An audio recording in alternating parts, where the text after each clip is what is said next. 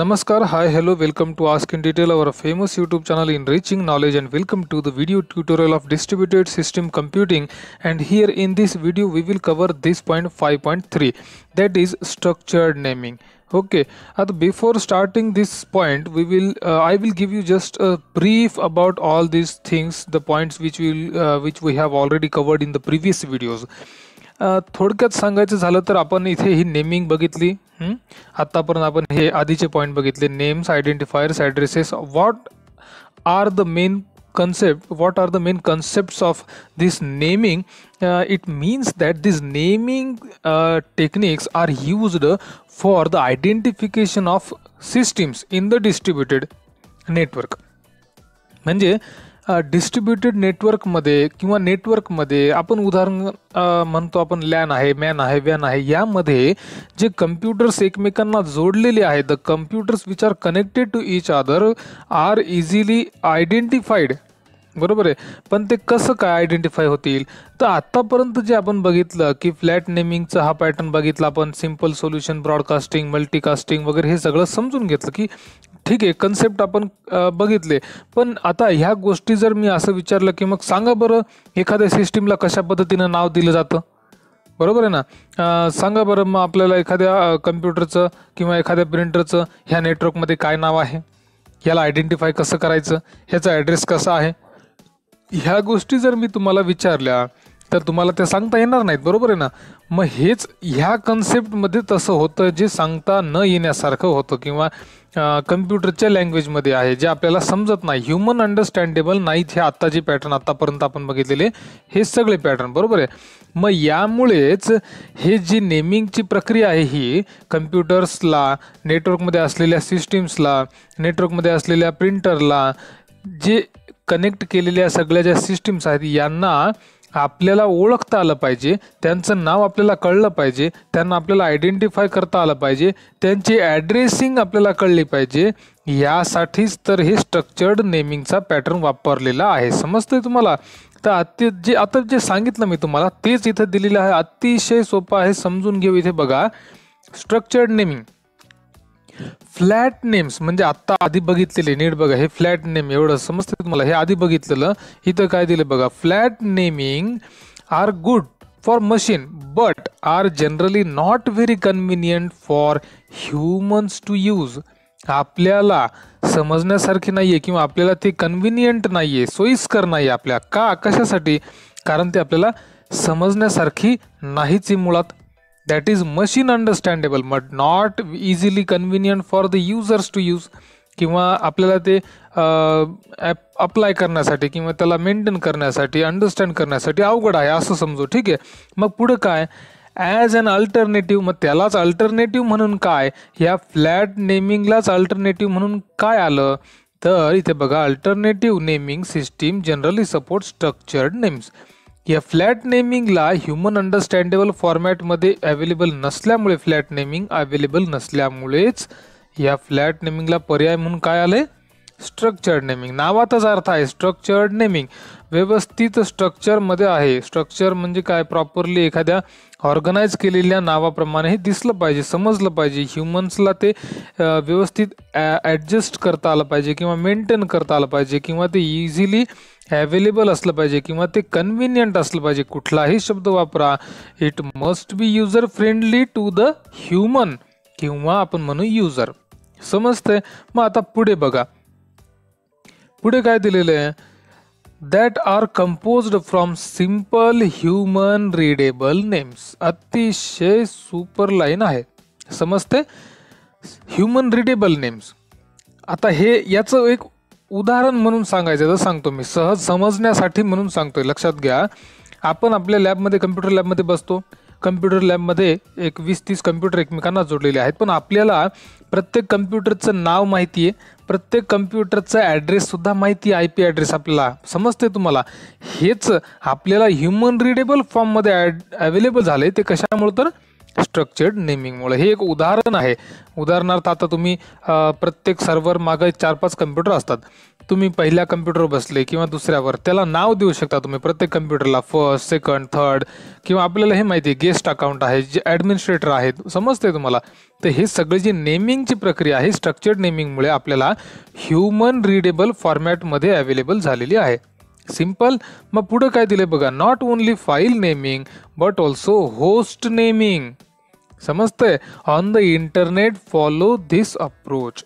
इंटरनेटवरील host हे सुद्धा ह्या स्ट्रक्चर्ड नेमिंगच्या फॉर्मॅटला फॉलो करतात. Very simple. आता ही इथे दिलेली जी काही गोष्ट आहे या पेजवरची, ही सगळी जी काही गोष्ट आहे ती मी तुम्हाला डायरेक्ट ही डायग्रामवरून आधी सांगतो. उदाहरणार्थ नीट बघा, इथे N0, N1, N5, N4 अशा काही सिस्टीम आहेत. समजते तुम्हाला. ह्या सिस्टीम्स आहेत. ठीक आहे. ह्याला नोड्स म्हणता येईल, याला एंटिटीज म्हणता येईल, किंवा याला कम्प्युटर सिस्टीम्स म्हणता येईल, किंवा रिमोट सिस्टीम म्हणता येईल. ठीक आहे. ही सिस्टीम आहे मेन. जी मेन सिस्टीम आहे किंवा जिथून हे नेटवर्क सुरू झालंय तिला आपण म्हणतो रूट नोड.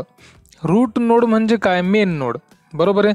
आता पुढे मग काय दिलंय, याच्यानंतर हे नेटवर्क असंच पसरत गेलं. ही N1, N5, N4 नेटवर्क वाढत गेलं. बरोबर आहे. मग आता जसं हे नेटवर्क वाढत जाईल तसं तसं ह्या सगळ्याची नेम्स, या सगळ्या कम्प्युटर्सची नावं ही सुद्धा आपल्याला लक्षात ठेवावी लागतील. आपण लक्षात ठेवण्याची गरज आहे का? तर नाही. ज्या कम्प्युटरद्वारे, आता नीट बघा, हे N0 आहे. N0 कडून नेटवर्क गेलेलं आहे N1ला आणि N5ला. बरोबर आहे. मग आता इथे ह्या N0च्या बाबतीत बोलण्याच्या ऐवजी इथे N1ला बोलू आपण. ठीक आहे. N1 कडून इथे पुढे ह्या 3 सिस्टीमला नेटवर्क गेलेलं आहे. नीट बघा. मग आता ज्या सिस्टीमकडून पुढे नेटवर्क वाढत आहे त्याच सिस्टीमला एक टेबल मेंटेन करावा लागेल ज्याद्वारे पुढे लिंक जात आहे. समजते. मग ह्या N1 मध्ये कोणता टेबल मेंटेन केला? त्या टेबलमध्ये काय मेंटेन केले? ह्या डेटा स्टोअरमध्ये काय केले बघा. आता इथे पुढचं ठरवलेलं आहे की इथे N3 आहे, सॉरी N2 आहे, N3 आहे आणि N4. ह्या N1 कडून ह्या 3 सिस्टीमला नेटवर्क जात आहे आणि हे जात असलेल्या नेटवर्कचा एक टेबल स्टोअर केलेला आहे की आमच्याकडून आम्ही पुढच्या 3ला हे नेटवर्क देत आहोत. N2 ज्याचं नाव आहे इथे दिलेलं पुढं, N3 ज्याचं नाव आहे मॅक्स, N4 आहे स्टीन वगैरे नावं. हा टेबल मेंटेन केला जातो.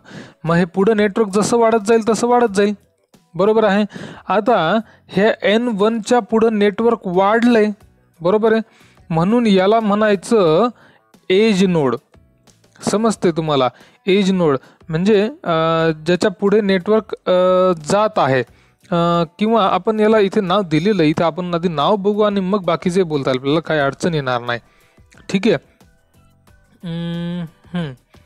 इथे ठीक आहे, 2-3 नाव दिलेले. आता हे तुम्हाला हे नेटवर्कचं मी आयडिया सांगितले. ठीक आहे. इथे N0 नाव आहे, N1 नाव आहे, N5 आहे, N4 आहे. अशाप्रमाणे ही इझिली अंडरस्टँडेबल सोपी नेमिंग पद्धत आहे.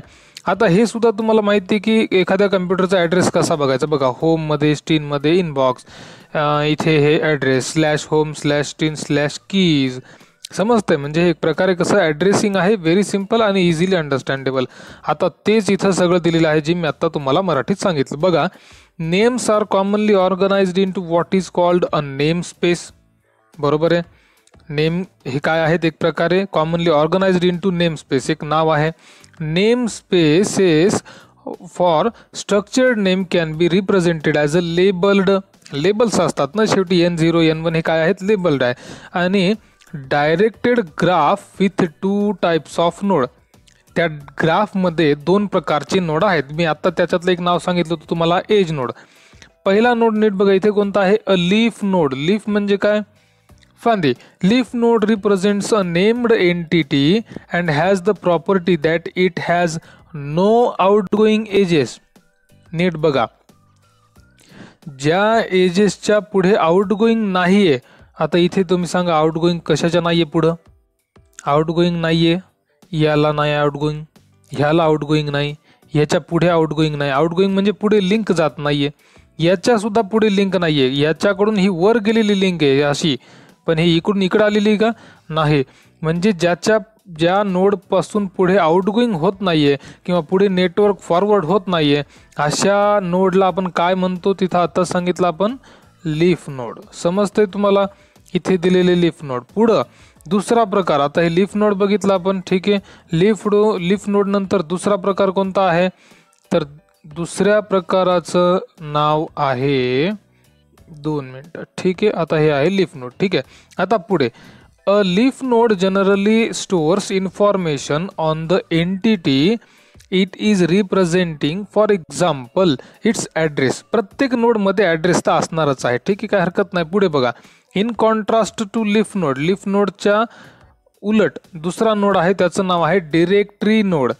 डिरेक्टरी नोड म्हणजे ज्याच्यापासून पुढे नंबर ऑफ आउटगोईंग एजेस आहेत.